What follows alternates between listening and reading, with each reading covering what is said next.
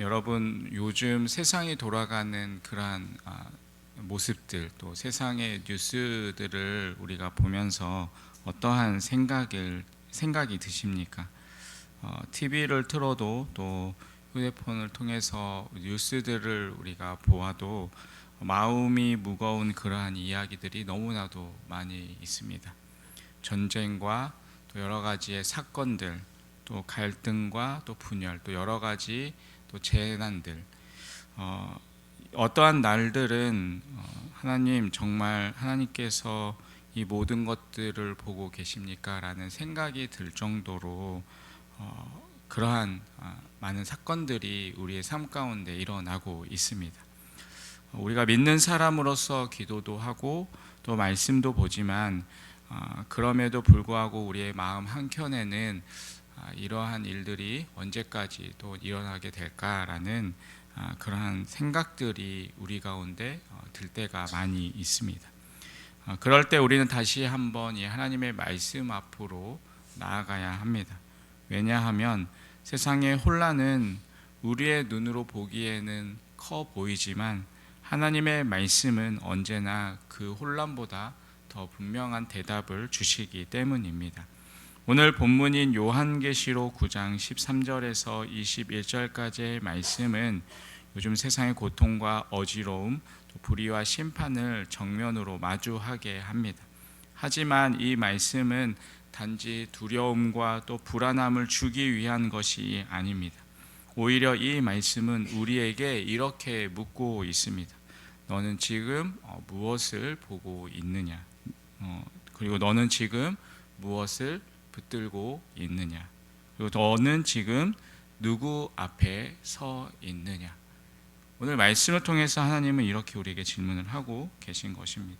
오늘 이 말씀을 통해서 우리는 하나님의 심판이 어떠한 방식으로 이루어졌는지, 또 그 심판 앞에서 우리는 어떠한 믿음의態度로 지녀야 하는지를 같이 한번 생각해 보기를 원합니다. 오늘도 여전히 우리의 삶은 흔들리고 세상은 불확실해 보입니다. 하지만 이 말씀을 통해 우리의 영혼이 다시 하나님 앞에 다시 서는 그러한 시간이 되기를 간절히 바라겠습니다. 여러분, 그렇다면 오늘 말씀 가운데 보여주시는 하나님은 어떠한 하나님이실까요? 첫 번째로 하나님은 때를 따라 심판하십니다. 우리는 종종 이렇게 생각합니다. 왜 하나님은 지금 당장 이 악을 멈추지 않으실까? 왜 이렇게 하나님은 오래 참고 계실까라고 생각합니다. 하나님의 심판이 즉각적으로 일어나지 않을 때 우리는 때로 그것을 하나님의 침묵이나 아니면 하나님의 어떠한 능력이 없으신 것으로 오해할 수 있습니다. 하지만 성경은 분명하게 말하고 있습니다. 하나님의 심판은 지연되는 것이 아니라 정해진 시간에 임하는 것입니다. 오늘 본문의 15절에 보면 근년월이라고 이야기하고 있습니다. 근년월 일시에 이르러서 그 사람 3분의 1을 죽이기로 준비된 자들이더라 라고 기록합니다. 이 짧은 구절 속에 네 가지의 시간 단위가 연속적으로 등장하고 있습니다. 바로 연, 월, 일, 시입니다. 여러분, 이거 무엇을 의미하겠습니까? 하나님의 심판은 막연한 어떠한 즉흥적인 것이 아니라 정확하게 준비되고 예정된 시간이라는 것입니다.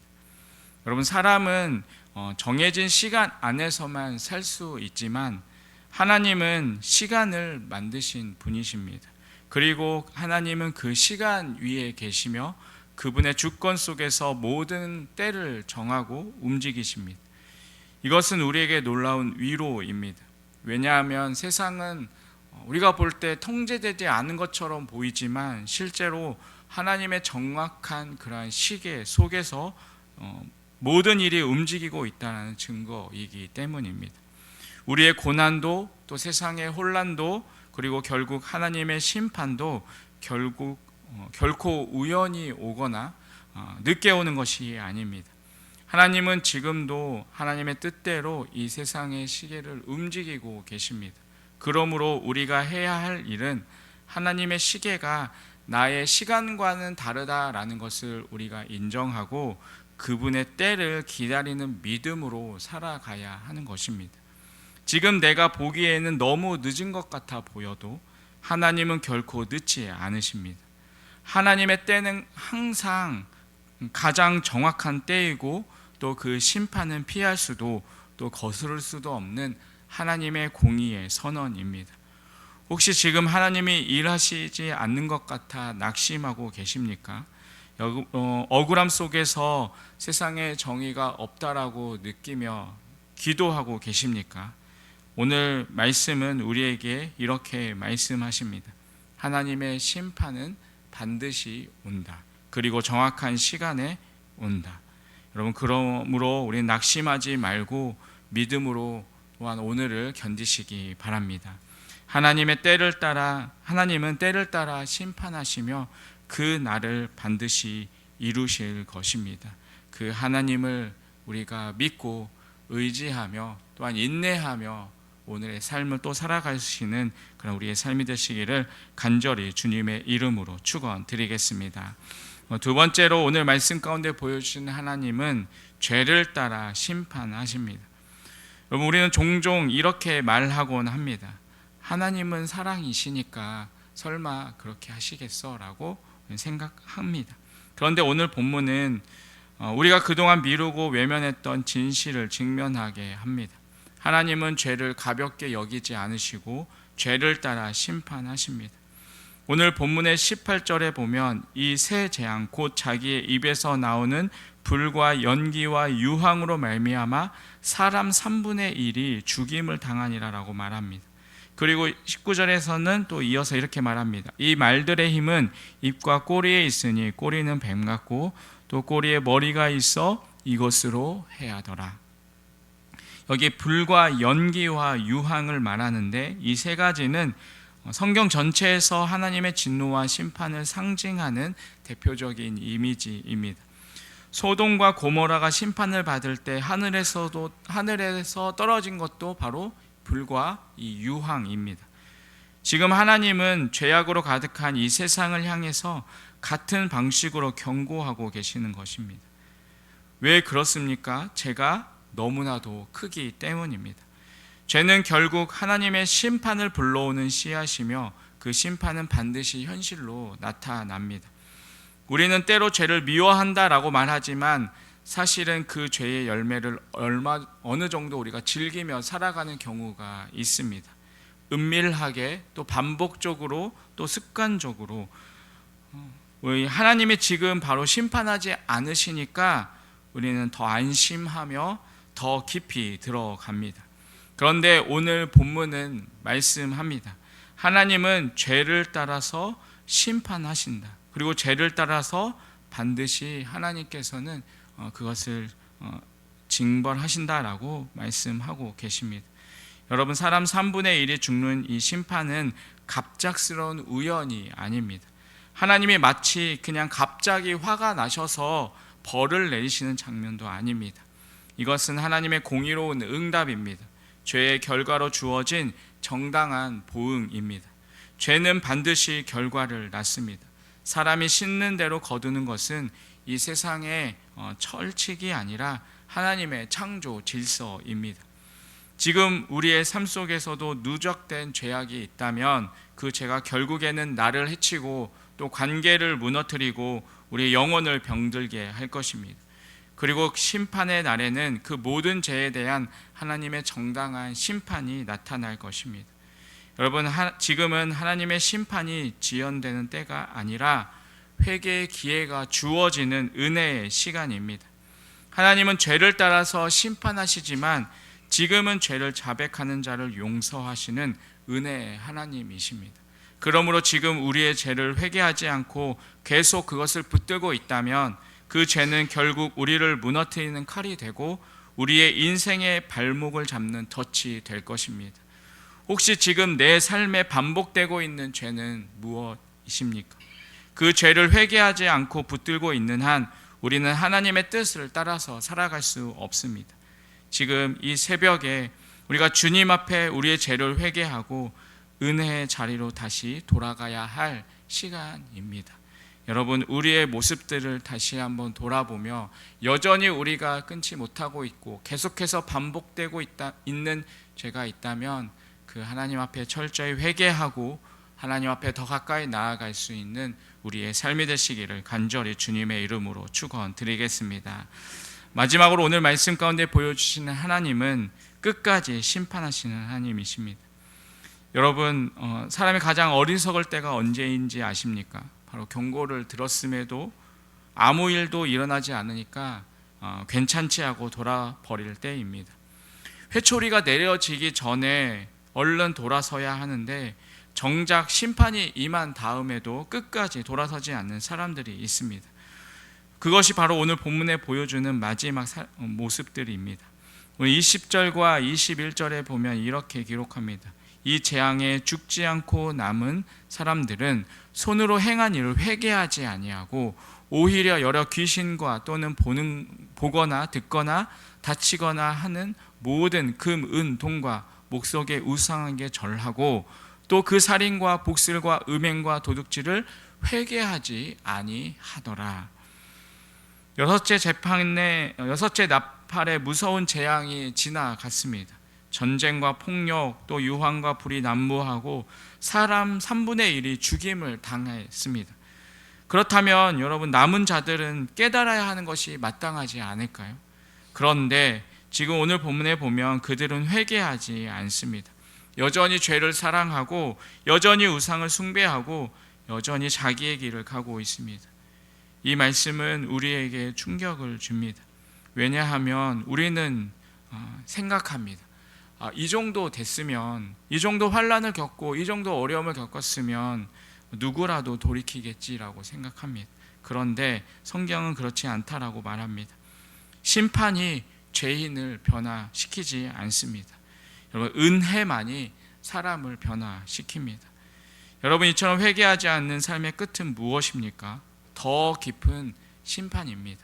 하나님은 끝까지 심판하십니다. 하나님의 인내는 무한하시지만 그 인내를 거부하는 자들에게는 끝이 있습니다. 하나님은 2번 또 3번 기회를 주시지만 끝내 돌이키지 않는 자에게는 영원한 심판으로 응답하십니다. 오늘날도 우리는 하나님의 오래 참으심 가운데 살고 있습니다.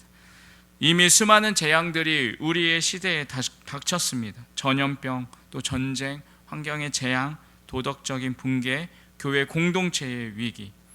여러분, 그런데 사람들은 여전히 회개하지 않습니다. 오히려 더 뻔뻔하고 더 교만하고 더 자기 중심적으로 살아갑니다. 혹시 여러분의 마음은 어떠십니까? 하나님께서 계속해서 말씀하고 계시는데 나는 여전히 내 길을 고집하고 있지는 않으십니까? 어떤 경고도 들리지 않고 어떤 말씀도 내게는 영향이 없고 그냥 지금처럼 살아가면 된다라고 생각하면서 그 자리를 여전히 지키고 있지는 않으십니까? 여러분, 하나님은 끝까지 심판하시는 분이십니다. 끝까지의 심판 앞에 우리는 두려움으로 서야 하는 것이 아니라 그 심판 이전에 우리를 부르시는 은혜의 음성 앞에 우리는 즉시 응답해야 합니다. 하나님은 지금도 돌이키기를 기다리고 계십니다. 그 기다리심은 오래 참음이시지만 영원한 유예는 아닙니다. 오늘 이 새벽에 우리가 마지막 기회가 될 수 있다라는 그러한 마음으로 주님 앞에 다시금 무릎 꿇기를 바랍니다. 그리고 진짜 회개로 우리가 주님 앞에 나아가시기 바랍니다. 하나님은 죄를 끝까지 심판하십니다. 그러나 끝까지 기다리시는 분이시기도 하십니다. 우리가 돌이키기만 하면 그분은 반드시 우리를 살리실 것입니다. 여러분, 하나님의 심판은 무섭습니다. 그러나 그 심판보다 더 무서운 것은 그 심판 앞에서도 돌이키지 않는 인간의 완고한 마음입니다. 오늘 본문은 그 마음을 적나라하게 보여주었습니다. 심판이 사람을 변화시키는 것이 아니라 은혜에 반응하는 회개만이 사람을 살리는 길입니다. 그렇다면 오늘 이 말씀 앞에서 우리는 어떻게 살아가야 하겠습니까? 무엇보다도 먼저 이 하나님 앞에 우리의 내면을 정직하게 내려놓아야 합니다. 겉으로는 신앙생활을 잘하고 있는 것처럼 보여도 내 안에 하나님보다 더 사랑하는 것이 있다면, 내가 회개할 죄가 여전히 내 가운데 남아 있다면 심판의 소식은 남의 이야기가 아니라 나에게 하시는 하나님의 사랑의 경고임을 우리가 잊지 말아야 합니다. 여섯째 나팔 재앙은 아직 끝나지 않았습니다. 그러나 하나님은 그 무서운 심판 앞에서도 아직도 돌아오라라고 말씀하십니다. 아직 지금 기회가 있다. 내가 지금 기다리고 있다. 여러분, 그 부르심 앞에 응답하지 않는다면 그 다음은 마지막 나팔의 날이 될 것입니다. 여러분, 하나님은 우리를 공포로 협박하지 않으십니다. 하나님은 우리를 겁주는 분이 아니시라 사랑으로 돌이키게 하시는 분이십니다. 오늘 이 새벽 하나님은 우리에게 회개의 은혜를 주십니다. 심판이 가까울수록 우리는 더욱 깨어 있어야 하고 더욱 말씀에 민감해져야 하고 더욱 하나님의 뜻 앞에 겸손히 엎드려야 합니다. 여러분, 이 말씀 앞에서 단순히 무섭다라고 끝내지 마십시오. 하나님께서 우리에게 주시는 기회의 문이 아직 열려 있을 때 지금 이 순간 바로 여기서 하나님께 돌아오시기 바랍니다. 다시 회개하고 다시 무릎 꿇고 다시 주님을 붙드시기 바랍니다. 그럴 때 이 심판의 메시지는 우리를 두렵게 하는 것이 아니라 우리를 살리는 생명의 메시지가 될 것입니다. 여러분, 주님이 다시 오실 날이 가까이 다가오고 있습니다. 여러분, 그 날을 소망하며 그 날을 준비하며 오늘 이 하루를 회개와 순종의 하루로 살아가기를 결단하는 그런 우리의 삶이 되시기를 간절히 주님의 이름으로 축원드리겠습니다. 기도하겠습니다. 하나님 아버지, 이 심판의 말씀 속에서도 우리를 향한 회개의 기회를 주심에 감사드립니다. 우리의 마음이 완약해져 회개하지 못하는 자가 되지 않게 하시고 하나님의 말씀 앞에 민감하게 반응하게 하여 주시옵소서. 오늘도 죄를 따라 심판하시는 하나님 앞에서 자신을 돌아보며 정결한 심령으로 주 앞에 서게 하여 주시옵소서. 끝까지 심판하시는 하나님을 두려워하며 끝까지 믿음을 지키는 자가 되게 하여 주시옵소서. 주님, 다시 오실 날을 우리가 준비하며 오늘 하루도 회개와 순종의 삶을 살아가는 하루의 삶이 되게 하여 주시옵소서. 예수님의 이름으로 기도드립니다. 아멘.